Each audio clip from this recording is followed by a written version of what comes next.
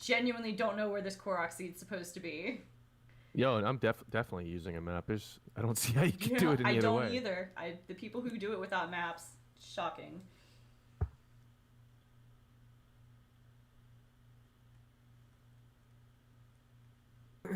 Cool. Oh man, it really wants to take a minute to start up, huh? At least on my end. There we go. Looks like we're good. Yep, we're good. Turn my volume all the way down. We are live. That's great. So, welcome to the Trek Central live stream. I am, of course, your host, Brie, for Trek Central. Today we have our host, showrunner of Trekspertise. If you want to introduce yourself and, plug your information, YouTube, Twitter, all that stuff. Hello, I'm Kyle Sullivan. I am one half or one third of the Trekspertise YouTube channel. I'm an independent filmmaker in Birmingham, Alabama. Just finished a short film. I also do a podcast called Wiki Surfer, and I'm on Twitter at NeoTeotihuacan. And yeah, it's spelled like it sounds. And then you got Twitter and stuff, right? Yeah, Twitter. Which I think he's got right below. Yeah, and then the Trekspertise Twitter, I think, is right below him as well in that handle. You guys. At Trekspertise, so pretty easy to find. Yeah.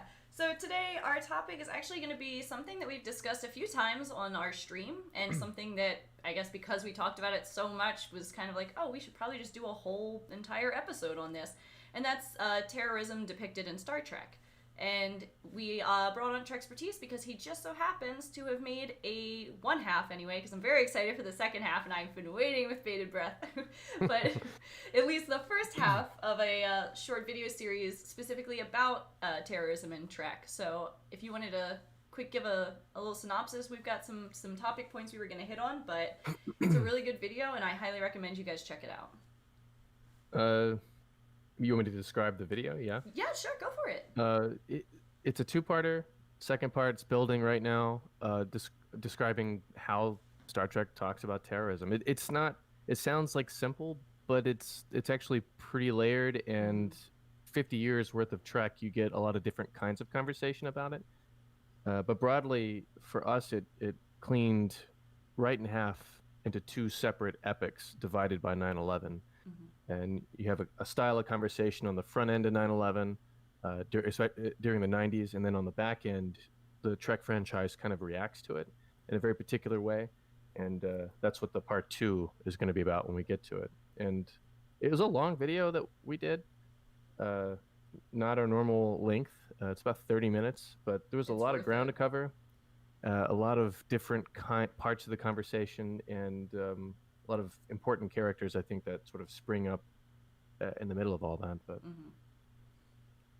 yeah, no, I love the video. Like I said, I've been waiting with bated breath for that second half, because I think I even mentioned it in the comments, was like, that was, and it's even a topic point that we're going to have later today, is the divide between how terrorism is portrayed in Star Trek pre versus post 9/11. That's a heavy hitting point that we were going to talk about, because like I said, Enterprise, it's basically like pre-Enterprise and then Enterprise onwards. It is a complete shift in tone, and that's definitely something you can see within the show. Absolutely. That's why, second part of that video is going to be pretty great. I'm very excited. Fingers crossed. Yeah. But, I guess we can just start off the topic super general and talk about examples of terrorism in Trek, I guess, leading up to Enterprise, because we'll kind of save that for the tail end. But, kind of just how terrorism is depicted in Star Trek.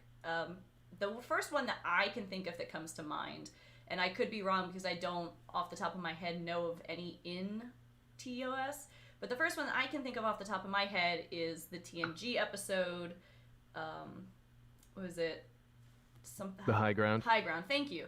The High Ground, where they discuss examples of how terrorism was used when voices weren't working anymore. And they brought up, I know it was banned on the BBC because they brought up the IRA and the unification of Ireland, and that hit a note back then. So, I mean, even still, like, they didn't shy away even back then from current topics. And then, of course, obviously we've got Deep Space Nine with the Maquis. Of course, in the tail end of Deep Space, or of TNG, we get the Maquis first showing up, and you do sympathize with them. But then in Deep Space Nine, they're almost painted as like the more villainous of the two terrorist organizations in the show. If you're comparing it to like the Bajoran resistance fighters, like when they paint them in the show, one is definitely supposed to be seen as the more of the good guys fighting for the good cause. That's the Bajorans fighting for Bajor, and then you've got the Maquis, at least in Deep Space Nine, where they're definitely written a bit more like a villain, as opposed to Voyager, when, hey, they're half the show, they're half the crew, you have to sympathize with them, and you start to. But yeah, what do you think? I think that that the 90s era of Trek with Next Generation and Deep Space Nine really tried to get you to sympathize with potential terrorist characters. They start out with Bajorans being a good type of resistance, whatever that means.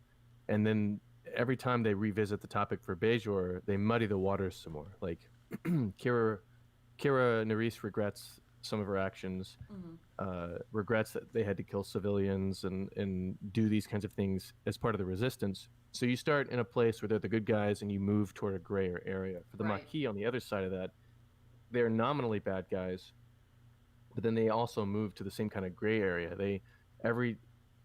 Starting with Federation citizens who have been moved into the Cardassian DMZ, like these one-off characters of the week, and then you move into Rolaren, who's a slightly more permanent character who switch sides, and then you get on DS9 you get actual friends of main characters switching sides, and it sort of culminates with that whole speech with Michael Eddington, betraying Cisco. And so like I think both they come from a good space Bajor and a bad space Maquis, and they come to the center in a gray zone in an attempt to say that these are people, these grievances are legitimate, and terrorism is complicated.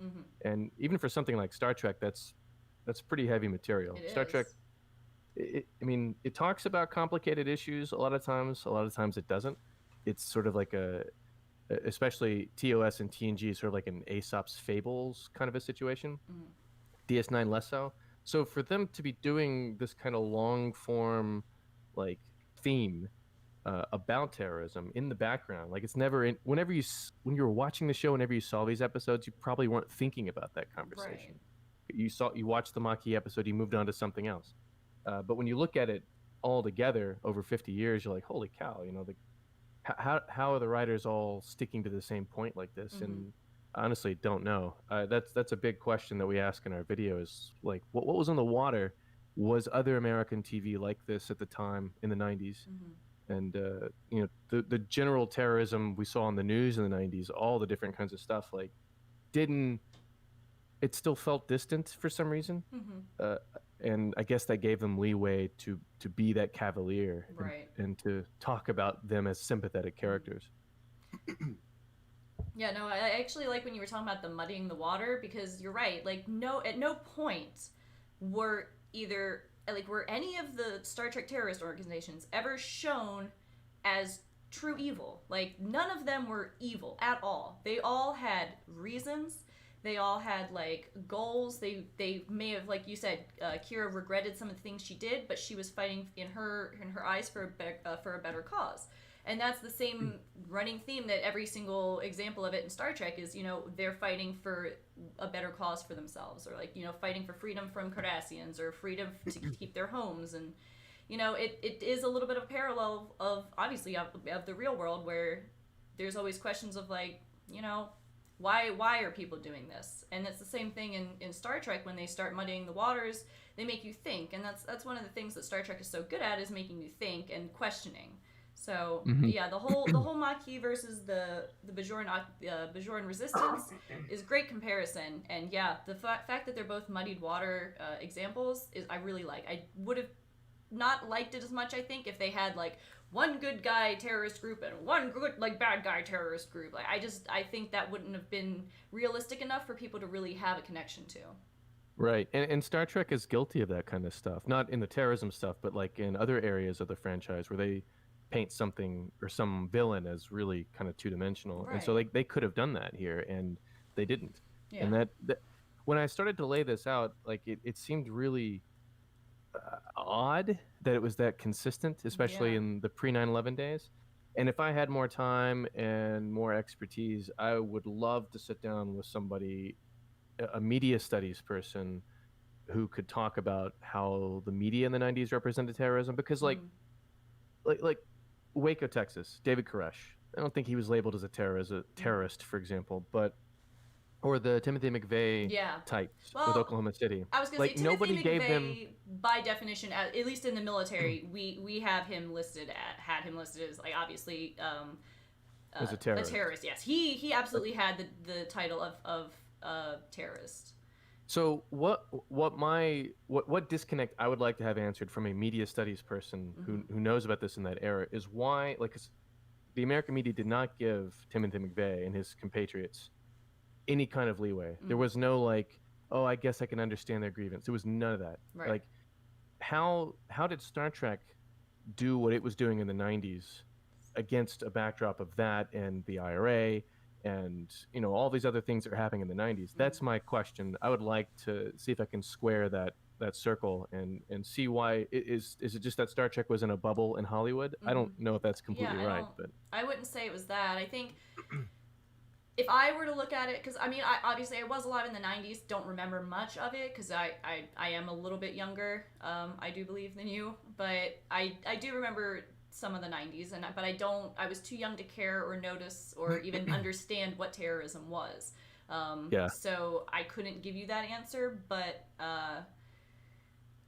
that's definitely a question I would like to see answered too, because it's one of those times where, I mean, people kind of look back on the 90s as like things weren't that bad. I mean, like things were good, like economy was well, like, oh, we didn't have any problems. And then obviously, I mean, that's not the case. It's just compared to like when you look back, it obviously, yeah, but like in the moment, it's not like they were straight up ignoring it, but I think they did it with enough tact in Star Trek to be able to speak on those topics without crossing any boundaries and making people uncomfortable. Knowing that the content was there, that the things were happening in the world, I think they knew to do it just enough without, as some people say, like being too heavy-handed about it or something like that. They were very careful. Yeah. They were careful. They were very careful. Yeah, the only time they really crossed the line that you're describing is in the high ground, in that scene that was the cut high out ground's for being the mentioned UK. a lot in chat right now with the comment on the IRA. Yeah, that's the only time, like the Maquis, there's no real world analog, and the Bajorans, the French Resistance, I guess, is the real world analog for that / the Jewish Holocaust situation, and those are so far removed in history that it's okay to take a two-dimensional side on that. But like the IRA at the time this aired, it was like still going. Was going on. So I don't know. It is interesting for Trek to do this, and I know people have probably talked about it in academic circles, but the reason we wanted to talk about it on Trekspertise is because we didn't see it anywhere else. We're like, well, surely there's some meat here. Oh boy, was there some meat there? Yeah. But I agree. It's definitely a topic I would like to see discussed, because I don't know enough about media or what was going on in this situation to answer that question at all. And then I guess I was a kid, I guess. Yeah. I mean, I wasn't that.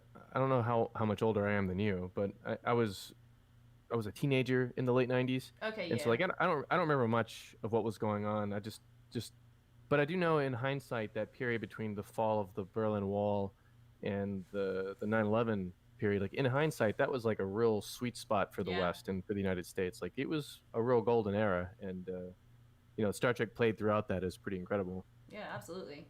So I guess even on that same topic, like since we talked a lot about the Bajoran resistance and the Maquis, moving on to Voyager, kind of that change in dichotomy in Voyager, where they were the center point of the show, and you have this group that in Deep Space Nine you didn't quite want to sympathize with, and then in Voyager, I mean, you are sympathizing with them. They're half the crew, and then in that episode when they say all the Maquis are dead, like they killed every single one, you feel for them, like you feel with them, and you're like, wow, really terrible. And if you didn't have Voyager there to give them like a story and explain more about the Maquis, I think the viewers might not have felt that same emotion. They might have just been like, oh, whatever, or like, oh, had it coming.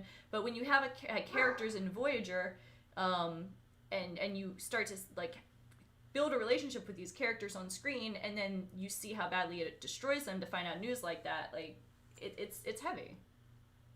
Yeah, it's heavy, and it's also, in my opinion, I think that Voyager probably missed a little bit of the boat on They these could have Maquis done more storylines. for sure.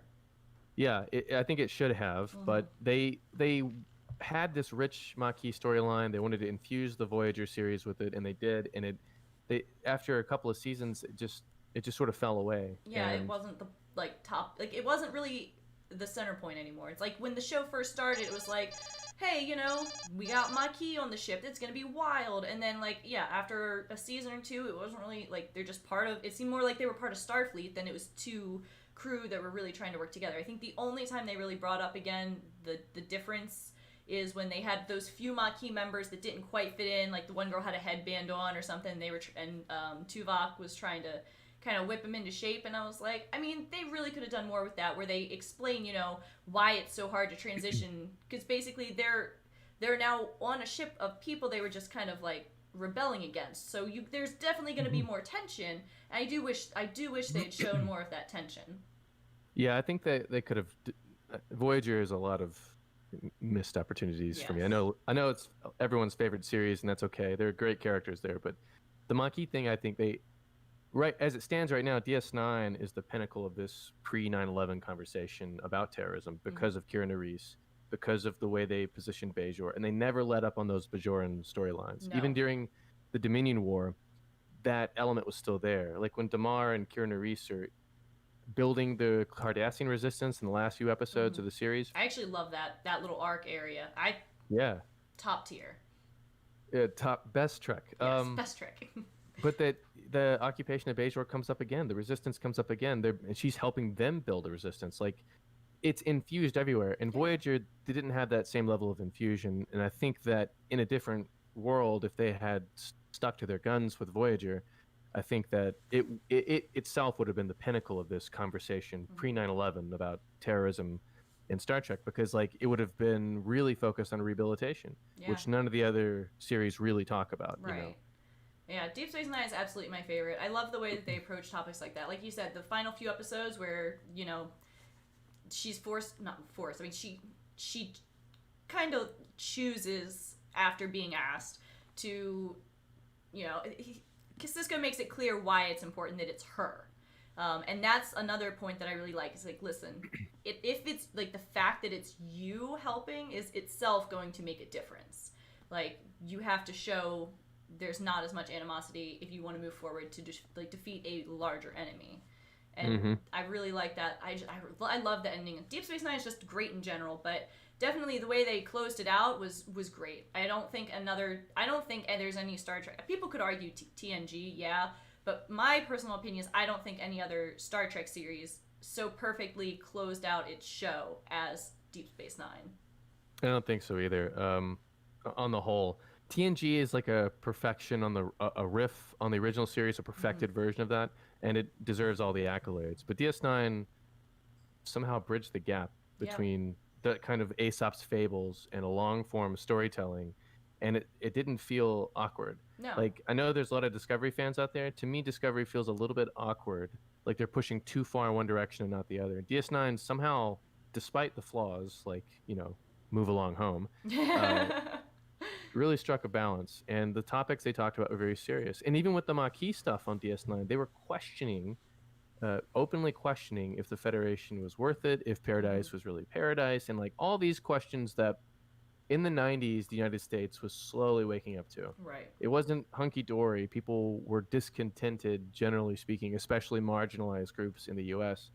And it was a time when information was flowing more freely via a nascent internet, and those kinds of questions were swirling, and DS9 snapshot of the moment. And I don't think we've had a series that I don't want to misuse the word woke, since then, and I lament that, Hmm. sadly. Yeah.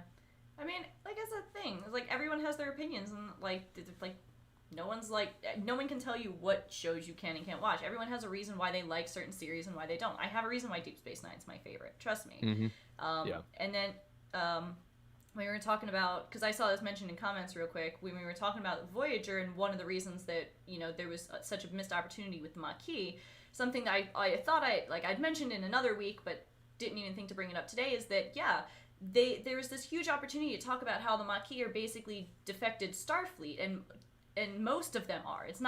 They're not aliens. It's Starfleet citizens, like humans for the most part. Starfleet citizens, and there was this whole thing they could have done where it's like, we're not quite Civil War, because again, they're more, it's more focused on the terrorist aspect, but like this unrest between the two groups, both being Federation citizens, one feeling wronged by the Federation itself. And there's just such an opportunity in Voyager to take that. And Deep Space Nine kind of went with it a little bit. Like, they showed Starfleet officers defecting, and that made you feel some kind of way. But in Voyager, you're right. Like, there's just not that same level of attention to what the Maquis is. Mm-mm. My favorite Maquis Voyager crew member was Suter, the Bajoran sociopath. That guy. And he's a good character, though. Like, written wise, really well. Yeah, and I mean, they openly question why he joined the Maquis, and he wanted to, be himself. Yeah. If that makes any sense. Yeah.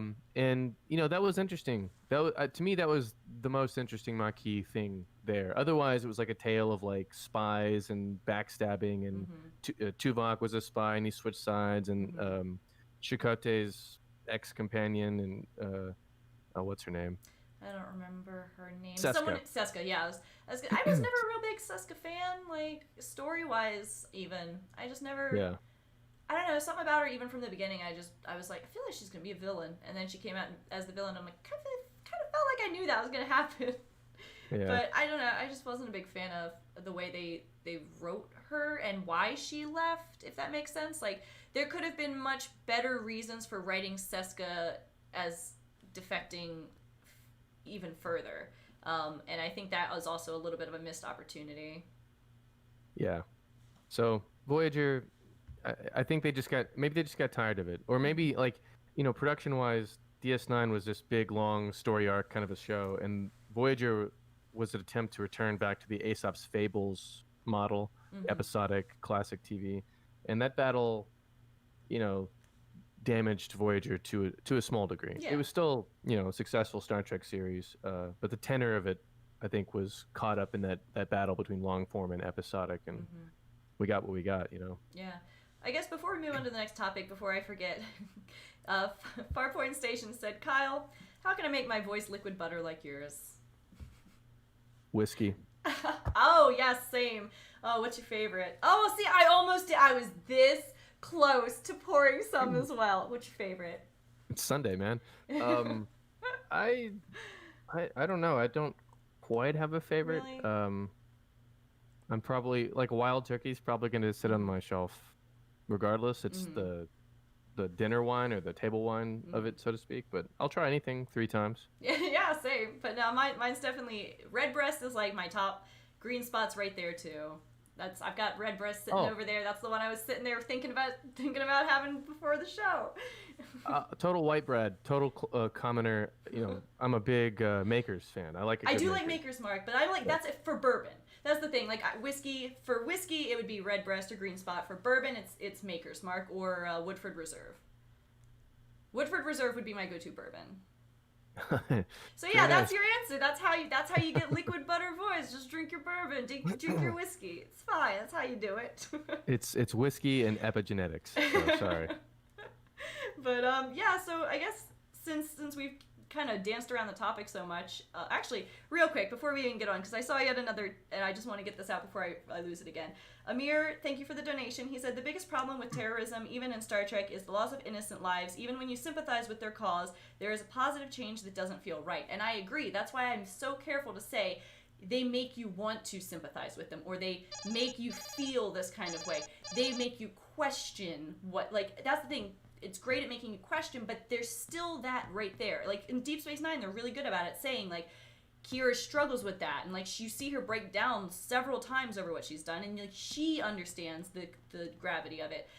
And I think that's why I liked Deep Space Nine so much compared to these others. Why I keep saying that is they didn't shy away from the fact that these are still terrorists, and like what they're doing is terrorism. And so you have part of you that's like, I see where you're coming from, but then the other part of you is like, but like maybe that's not the way. But even still, I actually I went and looked at the script for the High Ground episode, and between Picard and Data when they were talking, and they said, you know, and this is the one point that I think why it's so easy to have this little struggle of whether or not you sympathize, is when he said, you know, terrorism was the resort when word, I forget what it was, but like when words no longer work, or when saying the problem no longer works. And that's kind of what they do in Deep Space Nine.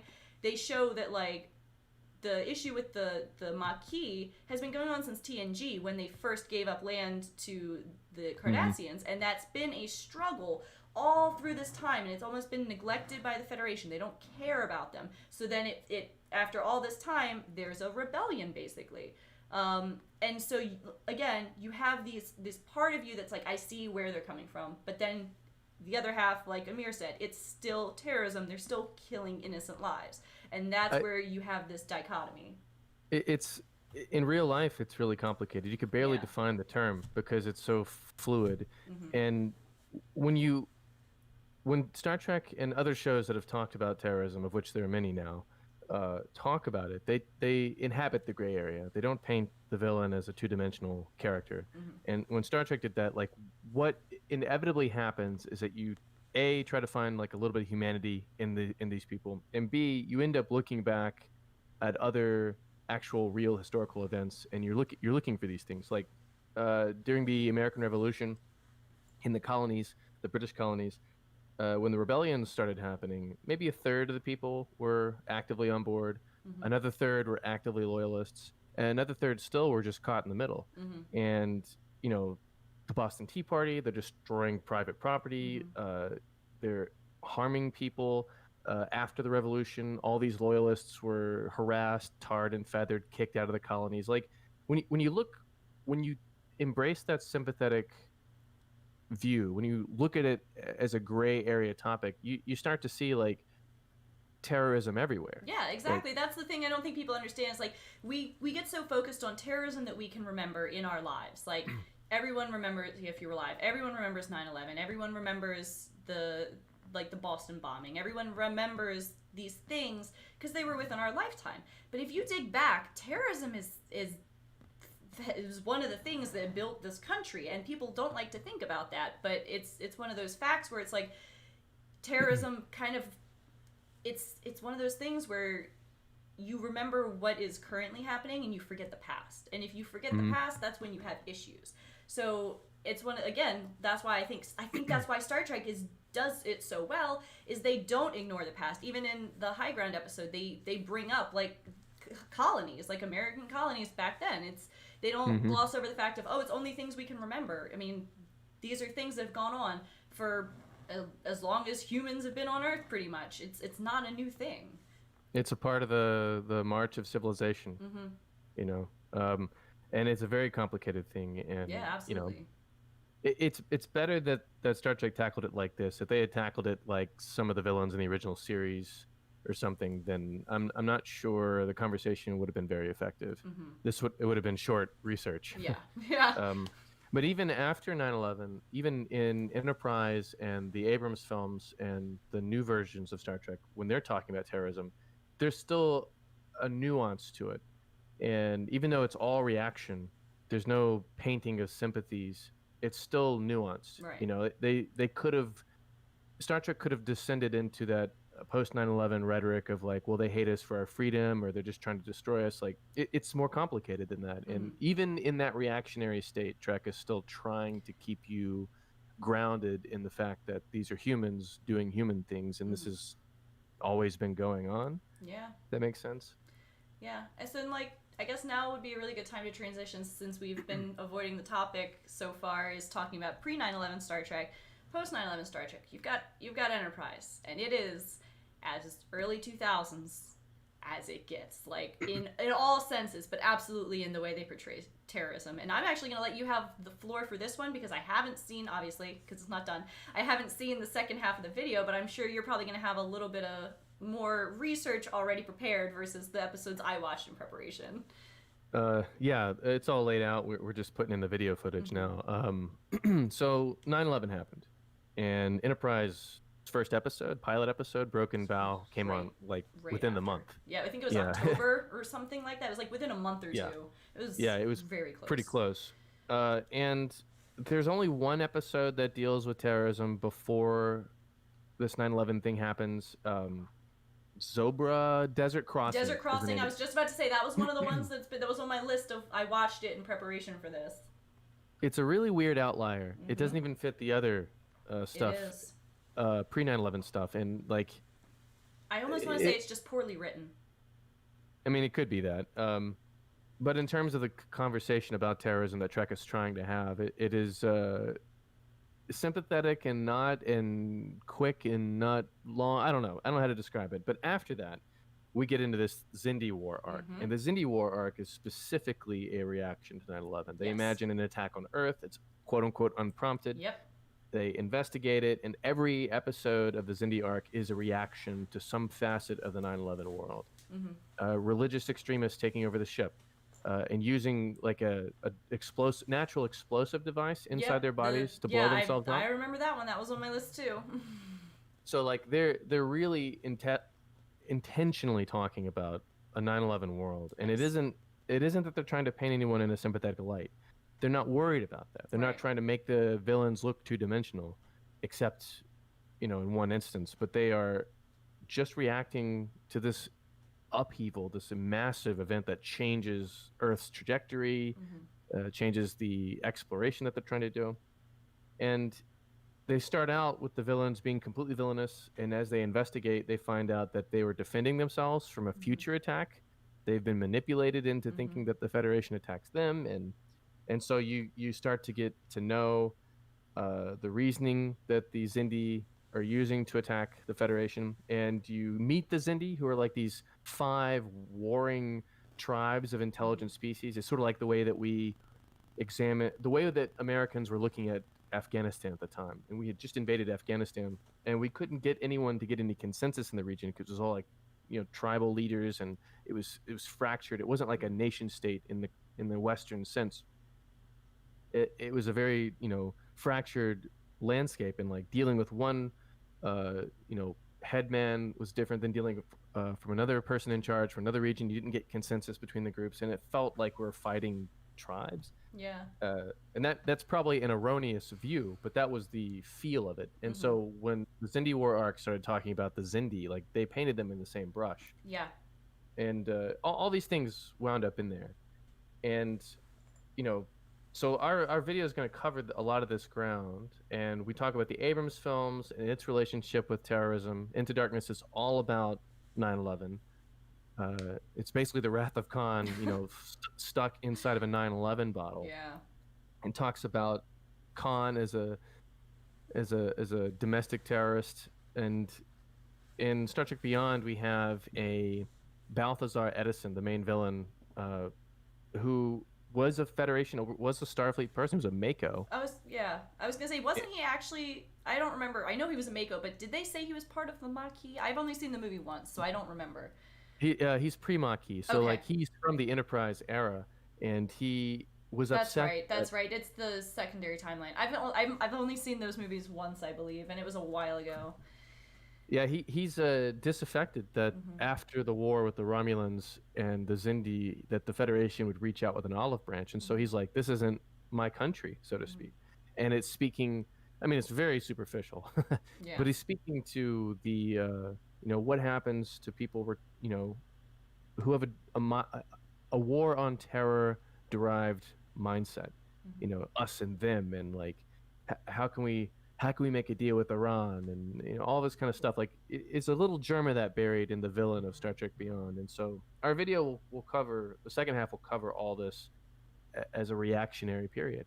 And they never return to that main character used to be a terrorist, sympathetic gray area. It's all about how does society reel from these events. Yes, and that's kind of what I was gonna get into with the Enterprises. I actually wasn't sure whether or not the Desert Crossing was actually pre or post 9/11 in when it was filmed and aired, but you answered that question. But that one was probably the one out of all the Enterprise episodes that I thought was the most out of place. And I don't know if it was because of the timing or what, but even now, going back and watching it, it's almost a difficult watch. Just the way they wrote it and how very, very thinly veiled that allegory was, and in the way they portrayed these aliens. And I was just like, don't know. Like, this is just one of those that's did not age well at all. But in that same vein, when you get into the Xindi War Arc, it's still an allegory, but it's not quite as thinly veiled. You do have alien races, but again, they do stand in for something, and it's how America viewed things in this time. And you're right, it is very reactionary. And even the one where they go back in time to stop the Xindi reptilians from releasing that bioweapon or whatever. That was one where it's like very blatantly terrorism. The other one that I thought of right off obviously the first attack on Earth, and having people's reaction, that was obviously because it's like a big attack that no one expected. And I'm like, wow, I wonder what they could be talking about. I don't know if it was obvious when it was on at the time. I was watching it and I didn't really notice it, but in hindsight, you're like, my God, this is all 9/11. Yeah, that's crazy. The whole show is just because it's the an entire too. Season all about 9/11 inside Star Trek, and I've never seen people talk about that. Yeah, I don't see it talked about either. I think it's one of those things. Also, because Enterprise is the redheaded stepchild of the series. I feel like it's not a series that it's not one a lot of people watch. And when they do watch it, they either absolutely hate it and can't get through it, or like me, I appreciate it and I enjoy watching it, but it's definitely not my favorite by any stretch. But it's one of those where people just, not everyone watches it. I don't think everyone's seen it, and the ones who do haven't finished it, because it's one it's not an easy one to get into if you're going in expecting one thing and you get something else. Because again, even beyond all of the other stuff, Enterprise is so damn 2000s, early 2000s, like in all of the aspects. Trip's got the frosted tips, like they go back to the 90s, and I'm just like, oh man, or the 2000s, and like that's the 2000s, all right. Like it was just, and even the CGI, it's just so too early 2000s. And so you go in expecting one thing, and if you expect one thing and it's just not what you're gonna get, I can see why people don't like Enterprise. I absolutely understand that. But look, it's also, in my opinion, worth watching. Oh, it's still Star Trek, you're still gonna get something about the universe, and there are a few good episodes. Inside the Xindi War Arc, there's an episode called Twilight. I think it's called Twilight, about these interspatial parasites, and Archer wakes up as an old man and T'Pol's taking care of him. Like, there are some good episodes in there. Just the same with Voyager. There's some really great sci-fi in Voyager. But as on the whole, it is out of step with the rest of the franchise. It's really weird.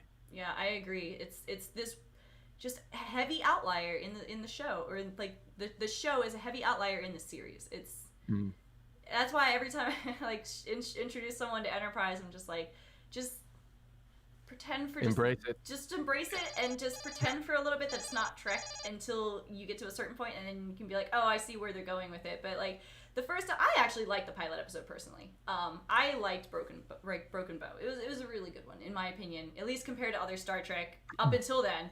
Other Star Trek pilots, Deep Space Nine is great. That's the best pilot, but they aren't always great with pilots, and I liked the Broken Bow episode. I know not everyone does, and I kind of wish they'd gone more in that direction in the show, and maybe, but again, as we've said, that was probably their plan to begin with, and then 9/11 happened and it completely changed what they wanted to talk about.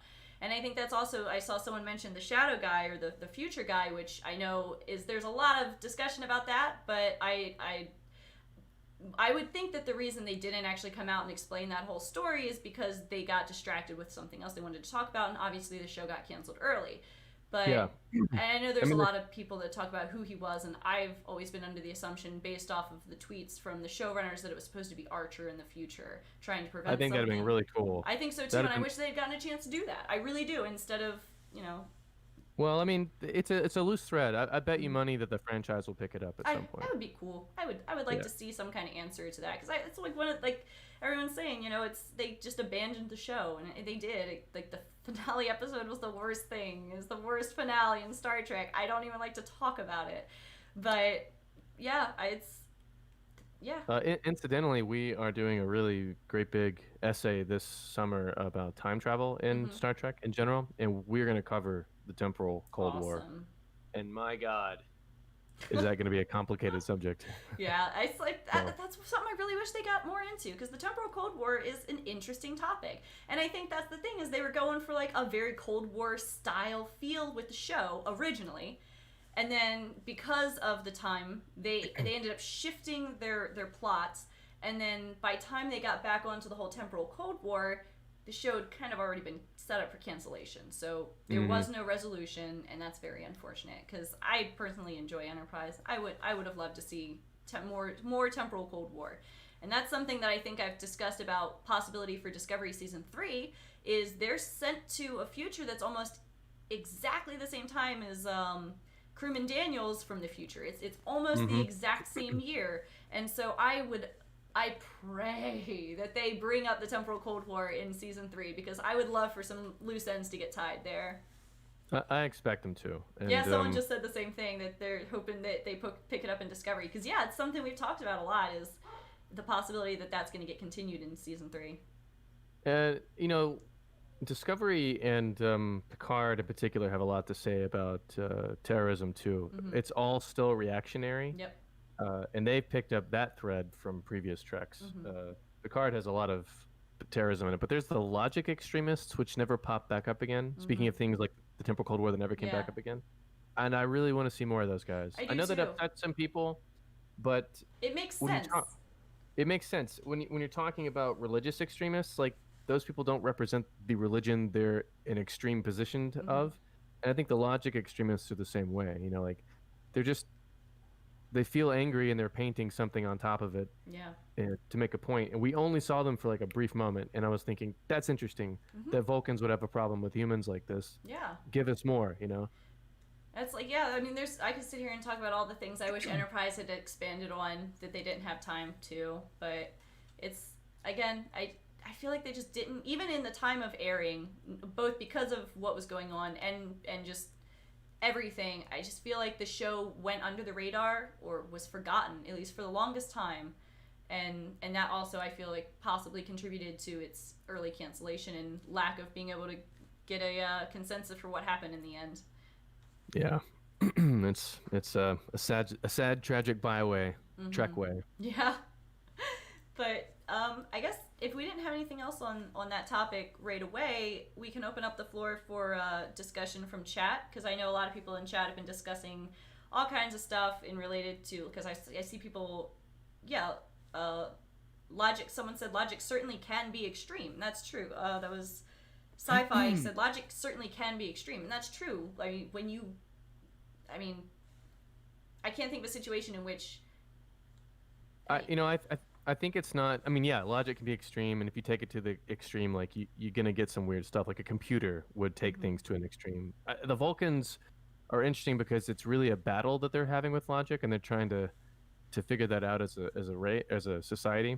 But the logic extremists, like if I were writing it, it would be like Islamic extremists. Those people aren't really practicing Islam. Right. Exactly. They're just co-opting. And so, like, the logic extremists are co-opting logic for their own political purposes, and that's where it gets interesting. That's a fertile ground to tell some stories. Although, with Discovery being in the future, we'll never come back to it. But maybe Picard season 2 will. Yeah, that'd be nice. I know there's a lot of stuff people are hoping for coming up, but he said logic like statistics can be twisted to suit any agenda. Stick to a bit of confirmation bias, and you can take it whatever way you want, and that's true. And yes, Max said, the whole argument of being a true believer of something that leads to extremism. Everyone likes to say they're a true believer or a true preacher or a true upholder of their religion, but just like all religions, people can interpret things differently. I mean, that's not just any one religion. There's a reason there's different sects of different religions and of all religions. I mean, it's part of being human. We really love to disagree with each other. It's something we are really good at. But that's a good idea. Someone said Strange New Worlds can deal with the logic extremists. It would be pretty close to the time. That would make sense. That makes sense. Cool. I forgot about that show. Yeah, I'm very excited for that. I'm very excited to see where that goes. Yeah, Captain Pike is a tall glass of Starfleet. I think he's a great character. But someone said Terra Prime. I'm like, yeah, I definitely feel like we're there. We'll cover Terra Prime in our video too. We'll cover a lot of territory. I think if you're interested in this topic, it'll be a good thing. Like I said, I'm very excited for that. It's gonna be a really, really good topic. But yeah, anyone else in chat wanted to toss some ideas out? We still have a few more minutes before I gotta close off, because I do have to cut it right about at an hour, just because I've got something going on tonight and I just can't push it any further. But I do want to open up the floor for you guys to have some more conversations if you want. So if you guys have some more topics related to this that you wanted to talk about, let me know. Ask us some questions. Yeah, I'm seeing so much discussion about the Bell riots, and I'm trying to be very careful about talking about that right now, because one, our topic is terrorism, and I would like to speak to that, and two, I'm really don't want to go off onto any kind of rants right now, especially if it not being my channel. So, we got a little essay about that coming up too. So I want to be extremely careful with this not being a channel that I personally own. So if you want to see my opinions, right here, just check it out. I'm not quiet, but I see a lot of people talking about the Vulcans and the Romulans.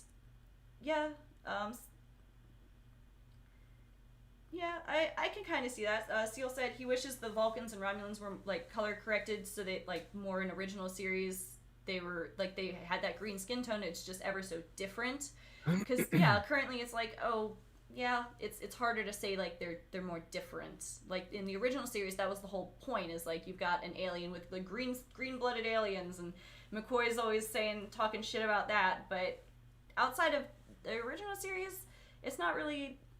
Even in Enterprise, well, that's not true. That's not true at all, because in Enterprise, there's definitely a lot of like dichotomy between humans and Vulcans. There's a lot of that, but yeah, it's a theme for Enterprise for sure. And the Romulans show up in Enterprise too, so they paint them as different. Yeah, I like the Romulans in Picard. I do too. I think they did it really well. I think that it was. They're not mustache twirling, spies all the time. I like that. Like, I like Picard's housekeepers. I think that was a very interesting way to make that race of people more diverse. Yeah, we love them so much. If anyone hurts them, I swear, I would love to see them more in season 2. I really like them. Max said, what does optimistic Star Trek mean? So, like, it's a good point, because I feel like most Star Trek, while optimistic, still hits on things like terrorism that aren't necessarily obviously not optimistic topics, but I feel like they're good at showing how in negativity you can still have optimism. And I think that's why they do themes like this, is like, you see negative things and there's a hope for an optimistic future. And I think that's where that optimism in Star Trek comes from. Yeah. Like Aesop's Fables is the best analog I have for Star Trek. You're talking about all these little stories and stuff, but the world build is like these people in the future have solved all their problems. And even in DS9, when they're trying to reconcile the problems on Bajor and what the Federation represents, like Sisko called it, it's easy to be a saint in paradise kind of a conversation. You still have this humanity that has solve most of these problems, and that world build is still present. Right. Even in Discovery, even in Picard, when the world is sort of askew a little bit, you still have this basic recipe that says very basically, we've gotten through it, we're doing okay.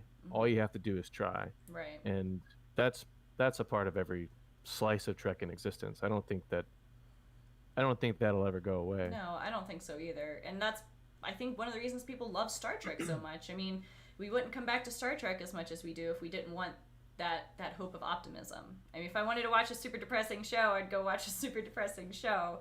But at least with Star Trek, even when the episodes are depressing, which they are there, like there is plenty of episodes that I cry in, but there's still that overarching hope for an optimistic future. Even in situations like the temporal Cold War, where far, far in the future, the Federation is still going to be at war with someone. It's the idea that like Truman Daniels kept saying in trying to show like, hey, that sucks, but you know you've got Xindi on your ship. You know, you guys have solved those problems. You're working together.